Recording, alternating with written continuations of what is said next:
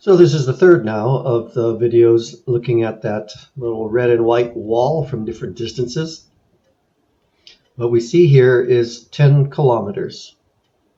So there's 1 kilometer here, 2, 3, 4, out to 10 kilometers. The squares are 100 meter squares. And at the end of it is our target. It's 5 meter squares. I've just changed the sizes of things and made them bigger so that they're more easy to see. So these red and white squares are each 5 meters by 5 meters. That's 100 meters. And what you see going on along the side here, what you see here, the top edge of this object is a dead straight horizontal line that starts at our station point 10 kilometers away from that wall. And not from our station point, but from the ground surface 10 kilometers away from our wall. There's the line. And then it is actually defining the Earth curvature. So at this end, you see that we have gone down this much, and that is the drop from our station point, or from the ground at our station point to the ground at our observation, at our target object. And that happens to be about 7.85 meters. So that's the amount of drop over 10 kilometers. So as we come around here and look at this thing, we're going to see this to our left. The top of it is the horizontal line coming from our station, from our original station point 10 kilometers away. The bottom is the edge, is the ground surface as it drops away from that distant station point. I have set up 10 observation points, 10 station points, starting 1 kilometer away. I'm going to pull back a little bit so you can see our little object there. That's our station point, and I've put the camera right on the point of that, looking at the target. So there we are in position, and we're going to pull back in 1 kilometer increments. You'll see this stuff on the left change. You'll see clearly the target object checkerboard remaining easily visible. You'll see the ground surface 100 meter lines becoming harder and harder to make out as they move away from us, or as we move away from the target. So now we're at 2 kilometers, 3 kilometers, 4, 5. Note that the top edge of this thing on our left is going down because we're moving back towards our original station point 10 kilometers away. We're at 6, 7, 8, 9, and 10. So I set up the field of view for all of those station points at 15 degrees. You can see that in the bottom right corner of the screen. Our field of view is 15 degrees. Now a normal human field of view is comfortably 45 to at most 60 if you do not move your eyes side to side, if you do not move your head. People with better peripheral vision will be able to see some detail at a 60-degree field of view, but 45 is more typical. So we're at 15 degrees here, so we've zoomed in considerably. If you were using a camera, you would have zoomed in with your lens to see this. And what I'm going to do is I'm going to keep the position.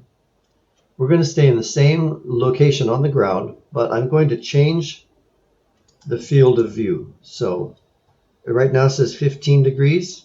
I'll change that to 5.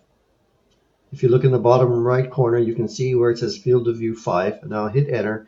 And everything's going to get bigger, but we're not actually moving closer to the wall. We're just increasing the zoom on our lens. It's as if we've gotten our zoom lens out and we're zooming in on the wall. Okay, so there we are zoomed in with 5-degree field of view. I'm going to do that again. Zoom. I'll make it a 1-degree field of view. And you will note now that the bottom edge of the bottom roughly half of the lowest level of blocks is being obscured by the ground surface. And on the left, we can see that arc that I used to create my ground surface. You can see that the tip of that, where I've got the mouse in the middle of the screen there, the tip of that is below the ground line that we're seeing here, which is blocking the bottom of our distant structure. That's the geometry at work. I'm going to rotate around so we can see a little more of what's going on here. There we see the station points dropping down as we go towards the structure out here. I should say something about SketchUp because this will also help. SketchUp is a 3D workspace, but it is not spheroidal workspace. It's a flat XYZ geometric space because it's a tool that's used for architecture primarily. So the projects that it's used for are not covering vast expanses of ground, miles and miles of ground. So they don't need to account for Earth curvature.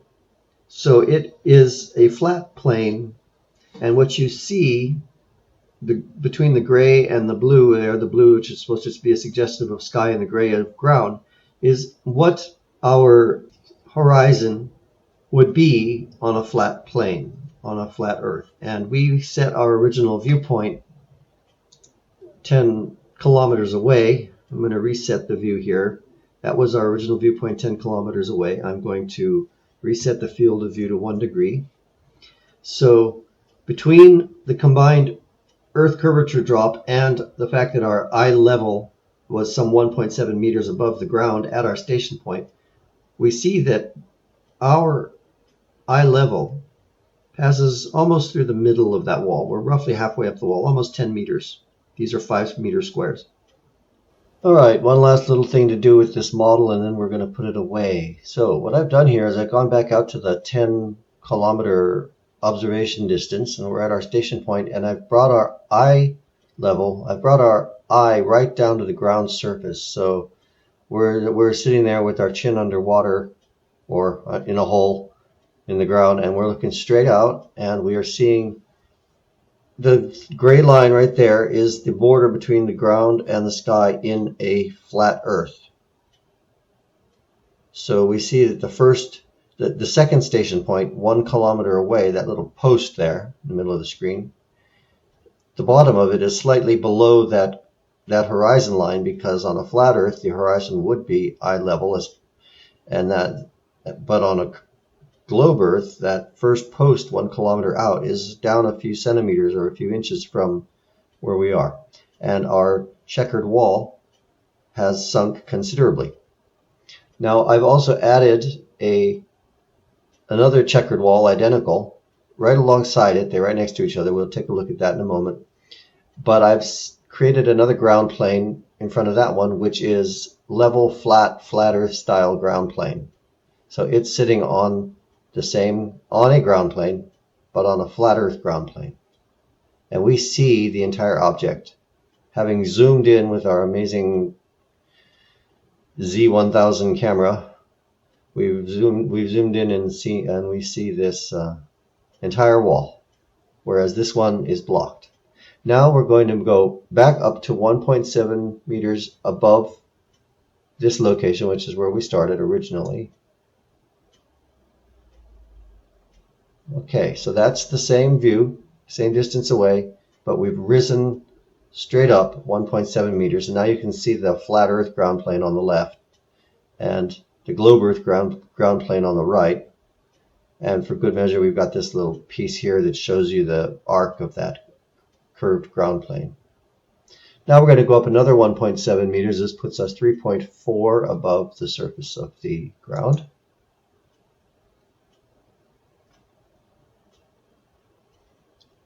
Hasn't all quite come into view, but more of it came into view. And finally, another 1.7 meters up, which brings us to 5.1 meters above the ground surface. So now we're at 5.1 meters above the ground, and we see the whole wall on the right as well as the left. We can just see the base of the wall. So there you go, nice little side-by-side comparison. That's enough. I'm going to be really busy for the next 6 weeks, so I'm going to try to refrain from doing much on YouTube. I've got some other projects that are pressing, so I'll be cutting back a little bit, but I will be back more frequently at the end of November. Hope you enjoyed this little escapade, and look forward to seeing you again in a few weeks. Bye-bye.